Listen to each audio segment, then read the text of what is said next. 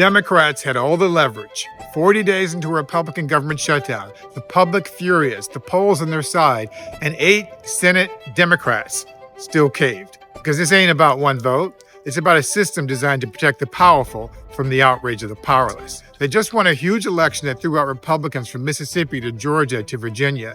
Trump was doing all the wrong things. Flights were being canceled, workers weren't being paid, while he was partying at Mar-a-Lago, redecorating the White House, and fighting all the way to the U.S. Supreme Court to take food away from hungry kids. But Democrats gave up all that leverage for a freaking promise.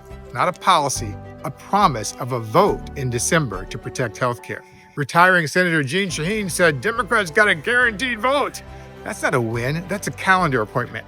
And 80-year-old Dick Durbin said it's not a defeat because Obamacare became a major national topic. Excuse me, Senator, but people don't need hot topics on C-SPAN. They need health care. Yes, I'm glad that Senate Democratic leader Chuck Schumer voted against the deal this time, but the fact that 8 members of his caucus supported it proves he has no control over them and he should resign. Dick Durbin is the ranking member of the Judiciary Committee. If Schumer wanted to stop the deal, he could have threatened Durbin's leadership assignment, yet he didn't. But don't be fooled. The problem is bigger than Schumer or these 8 Democrats. It's about a system that lets the people win just enough to keep them engaged, but not enough to keep them empowered.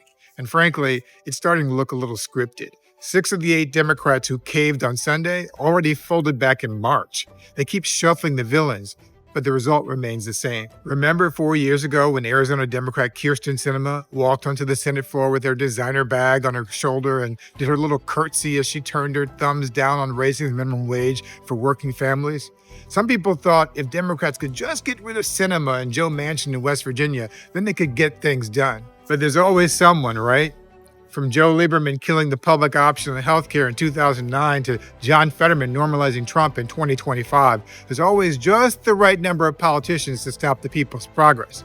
The so-called moderates who confuse compromise with courage, who act like bipartisanship is a trophy, but it's really just a tactic. Since FDR in the 1930s, the Democratic Party has stood for jobs, healthcare, and housing. But in recent decades, there's always a Judas waiting in the wings to sabotage the party's goals. And the worst part is that the party's leaders let them get away with it in the name of preserving a big tent. But what's the point of having a big tent if you don't use it to do big things? Thank goodness for strong voices like Jasmine Crockett and others, but they can't do it alone. Republicans punish their dissenters and primary them. Democrats pander to their dissenters and reward them. So what do we do now? Do we need a new party that actually fights for working people? Do we need to take over the Democratic Party from the inside? Do we need to tear down the structures that keep producing the same cowardice, the filibuster, the billionaire donors, maybe even the Senate itself? Because this isn't about one bad vote. It's about a system designed to make sure bold ideas die quietly in compromise, while polite politicians get rewarded for surrender. And until somebody decides to break that system, not beg it for mercy, but break it, this story is going to keep repeating itself again and again. One curtsy, one cave in, one empty promise at a time.